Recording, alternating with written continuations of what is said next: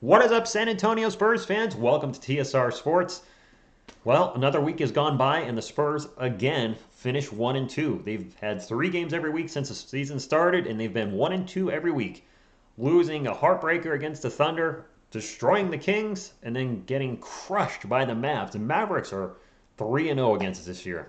We played them again on the last game of the year. I will get to my version of my report card. While I'm doing so, drop a comment down below. What did you think of the week? What did you like about certain players? What didn't you like? Hit that thumbs up if you like to support the channel, and subscribe for more Spurs content. Let's get into it. The good, the bad, and the ugly. And an asterisk before I get into things. The defense was pretty bad all around versus Dallas, with getting killed on pick and rolls and switches, etc. So I don't think I'm going to really hold any players that against them because that was just a team ugly, if you will. Anyway, let's start off with the man running the show, Dejante Murray. And overall, I thought this was a good week and a bad week for Dejante. The field goal percentage was down 43%, only 18% from beyond the arc, 6.3 rebounds, 6.7 assists. I'm okay with the rebound numbers being down, but we're just going to need more if we're going to win. He's the highest paid player on the team. He's considered the best player on the team. He drives the offense. We're just going to need a little more to get some more wins. So, yeah, I think Dejante played well, but I just give him a little bad just because we needed more. Maybe I'm being critical, but you're our guy, and now you've got to know when to hold him and know when to fold him. I don't know. Anyway, up next. For the record straight, I hate having to say anything negative about any of our guys. I hope they all succeed, but Derek White right now, this week was absolutely ugly. Derek White shot 14% from the field, 12% from beyond the arc. I like the assist numbers, the steal numbers, the blocks. Overall, defensively, I thought he was fine. But 2.3 points per game by our second highest paid player, a player many people thought would be a top 3 scorer for this team, is just not going to cut it. Last I checked, Derek is now 7th on the team for points per game. I don't know what's going on with him. Is he injured right now? Maybe we just don't know about it. Is the toe bothering him? His confidence is clearly shot. In the game against Dallas, he was visibly passing up shots. He made a couple of shots, looked like he was getting into a groove, missed a couple, and then just stopped shooting. We'll circle back to Derek a little bit later on what's moving with him, but man, I hope he breaks out of this funk because he's starting to get torched by Spurs fans, and I understand why, but 2.3 points per game, that's struggle's real. Calvin Johnson, my man. I thought this was a good week, especially because Kelvin seems to have found his three-point stroke. Man, he was absolutely just struggling to hit any type of three-pointers. He shot 50% from three-point land, and I really like the 9 rebounds, like the steal numbers too, 1.7, still doing that 15 points per game. So Kellen, this is the kind of production I expected, and I hope he kind of continues this throughout the year. Maybe a little bit better at the line and get that overall field goal percentage up a little bit. But if he can give us 15 and 9 in a regular night, that's awesome. I don't think he will when Jakob's back, but keep on, keep being our second scorer. Yeah, I'm good. Just to kind of prove on what you're doing. Doug!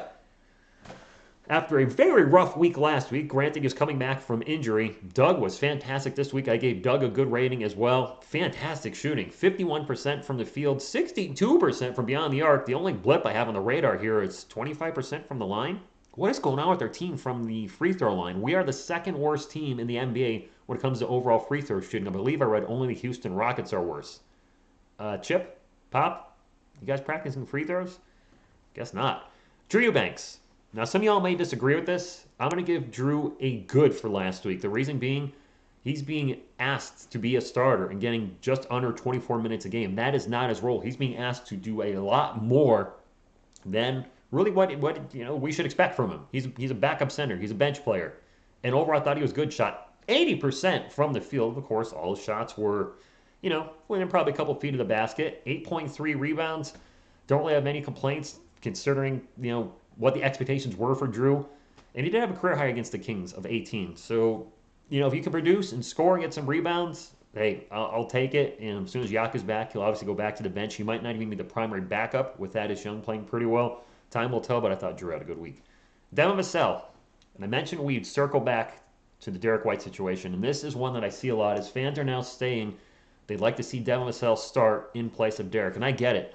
Derek is struggling. You look at Devin's week. He had a good week. 26 minutes, 47% from the field, 44% from beyond the arc, and doing his things defensively. Overall, he was pretty good. 13.7 points. But Derek is 27. And I hate to say it, we may have seen Derek's ceiling.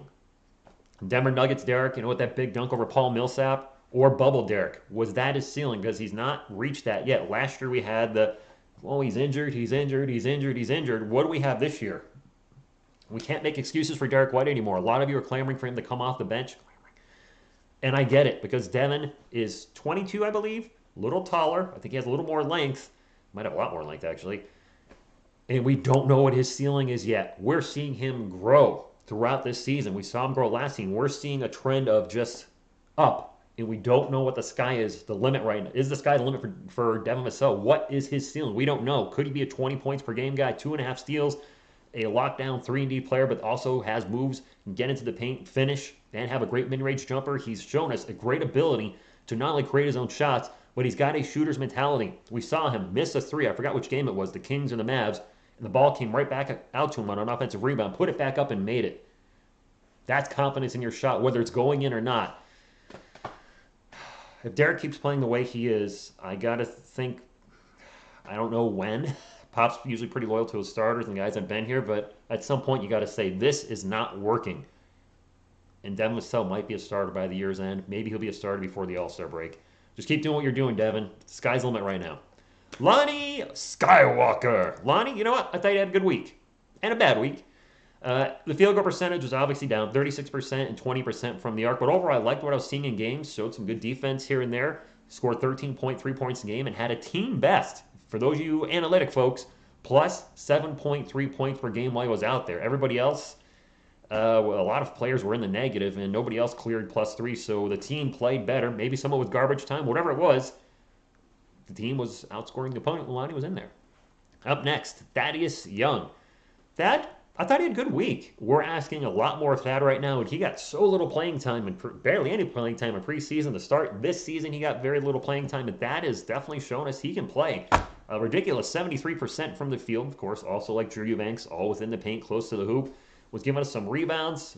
5.3 assists is a lot more than I would expect from Thaddeus Young in 24 minutes, so the guy can pass. Plus the 1.3 steals, 12 points. The only blip on the radar is, not counting the Dallas game where we all got toasted on defense, the 40% free throw percent. Again, what is with the Spurs and their free throw percentage? We've lost games because of these free throws. Are they practicing them? Practice? We talking about practice? Apparently not, because we're still missing them. So make some free throws.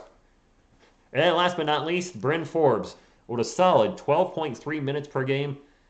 Look, I know he was bad defensively most of the week, but I thought this was a good week for Brynn because we're asking him to put the ball in the hoop and score, and that's what he did. 53% from the field, 62% from beyond the arc, which is phenomenal, tying Doug for best on the team. Yeah, only 4 points per game, but that's also in only 12 minutes. At least he had a plus in his plus-minus. A good week for Brynn. To the players that I didn't put up their stats for, incomplete, if you will, Jakob Poeltl, out. Health and safety protocol. A lot of you asking about Jacques Lindell. Out. Health and safety protocol as well. I expect Jakob to hopefully be back sometime this week. Jacques Lindell may be back in a week or so, but he's probably not going to play. The one thing that's been consistent this year is Jacques Lindell does not play. KBD hurt his back against the Thunder, and he's out day to day right now, so wish him well. Hopefully, I'm guessing a bruised tailbone's the injury. It is a back-related injury as he went splat onto the hardwood, and hopefully he'll be back soon. Trey Jones got 9 minutes a game, whatever. Times he looked good, other times maybe not as good, but it's an incomplete week, just he didn't clear 10 minutes. Josh Primo played last week, had an assist. I believe he's still 100% field goal percentage for his NBA career. Didn't get any opportunities. He's back down with Austin. We're not going to see him until who the heck knows when. Joe Wieskamp came in, hit a three-pointer, his first NBA points. So congratulations to him last week. And last but not least, since folks have been asking about him, Zach Collins is still out recovering from ankle surgery from earlier this year. He's going to be out at least probably for 6 more weeks. I don't expect to see him until January. They say after Christmas. I'm just going to assume 2022 is when we'll see Zach Collins debut. And my goodness, Spurs fans, we need big men. Our lack of big men right now is clearly evident as we're getting toasted, especially against the Mavericks, when at one point in that Mavs game, we had 4 players on the court that were shorter than Luka Doncic, who was the point guard for the opposing team. Yes, I know he's a big point guard at 6'7", but we are just so undersized, and it's glaring right now when you have 2 players on your roster that are 6'9" or higher or taller. Those are both our centers, and they're obviously undersized for center as well. So we need our big guys back. My player of the week, you know what? this is kind of a bad week overall, and I don't think anybody had a standout week. So what I used for the player of the week was the best plus minus. So I gave Lonnie the player of the week, plus 7.3.